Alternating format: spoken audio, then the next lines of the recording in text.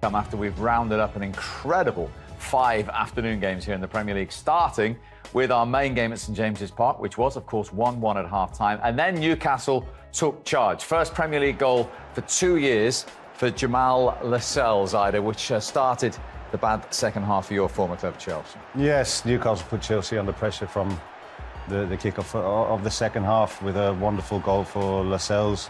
You could always put a big question mark on the defending, on the communication in the defence, as Kola will tell us. But a great finish. Go on, Kola. Absolutely, absolutely. There is no communication there.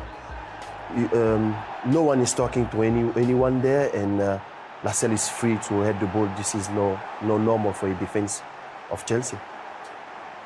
Self-destructed again, didn't he, Chelsea? Lack of discipline. I mean, this is just a poor mistake, unfortunately, from a very experienced player in Thiago Silva.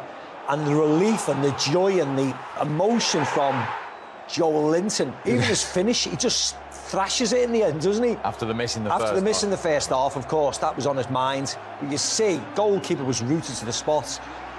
And he's got an easy finish, and his celebration in the end was brilliant to see. It's this here, he knew, didn't he? But it was brilliant. What an afternoon of football. Thankfully, the internationals now are not back till March, and we've got the Premier League back. And it was another fabulous afternoon, you have to say, for Anthony Gordon, and he rounded it off. Yeah, it was great. We all thought he would have to come off in the first half after a little tweak to the groin. He was great, full of energy as always, full of running. Defender, surely you should know Anthony Gordon on the left wing would cut back on his right foot. Still a great finish. Yeah, defender have to go close there. You leave the guy, just get the ball and attack him on the box there. You have to get tight as soon as you're in the box against any striker. And once again, Chelsea just in that second half using their discipline. 2 yellows for Reece James, the captain. He's now got a match ban. Well, when you thought they would have a uphill battle, kicking the ball away, being 3-1 down at this stage of the game, on a yellow card, your captain did let them down a little bit today, I thought. It's a mistake, isn't it? But as Ida says, when you're on a yellow card, you just don't touch. The 3-1 down when this happens, so the game's almost gone. But that then effectively ended the game. That was it, and it's really poor. He's been injured and just come back. He's the skipper, and then he does that, and then that sets a catalyst of actions where everybody was getting yellow cards for anything. And when they have a bad day, Chelsea, they have a really bad day. It just implodes, doesn't it? Yeah, there's no danger there. No. Just leave him. Just leave him and just recover. That's just it. the fact, Mr. Reliable, Mr. Experience in defence, comes up with the biggest mistake of the day. And if you look at it, 3-1 down, you never had the feeling Chelsea were coming back at that stage. No. So they had 3 successive away wins, 2 steps forward, 1 step back for Chelsea and their manager, who was in the stands today because of 3 yellow cards, Mauricio Pochettino. How tough was it to watch this from the stands, and why did Chelsea look so exposed at times, especially on the second half, apart from the red card? Well, I think it wasn't our best game. I think it was our worst game of the season. Yes, it was really tough to understand and see the game. I think even Newcastle wasn't great, but I think the result is for one. What we can say about that, we cannot complain. I think we were really, we didn't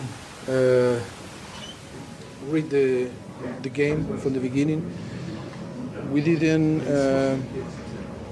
play in the way that we should play. We play without energy and mental energy. I think we show lack of intensity, energy, because I think after we score, right after we score, I think 1-1, I think was the moment for us to go to the game and go and to force them, to play deep. And no, it was absolutely, I think was so easy for Newcastle. That is why I am so upset. I'm very disappointed with the performance. And okay, the result also, but I think more with the performance, because I think it was probably the worst performance of the season. Yeah, with So worst performance of the season, says Mauricio Poch.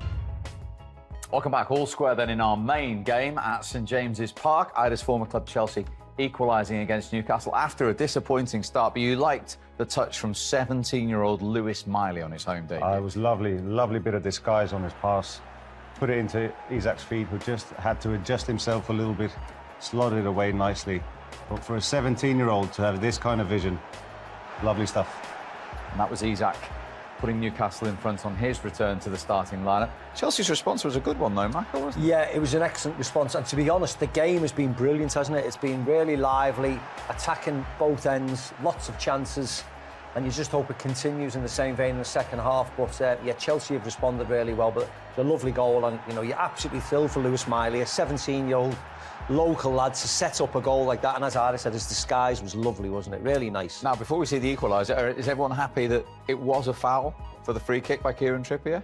Yeah, for me, I think it was a foul because Raheem is in front there, and you can see that the defender done very well because he blocked the line of pass before, because Raheem looked for the pass, and then you can see a push on his back there. Yeah, and also you don't know whether there was any contact with the legs because Kieran Trippier is right behind and Raheem slows up.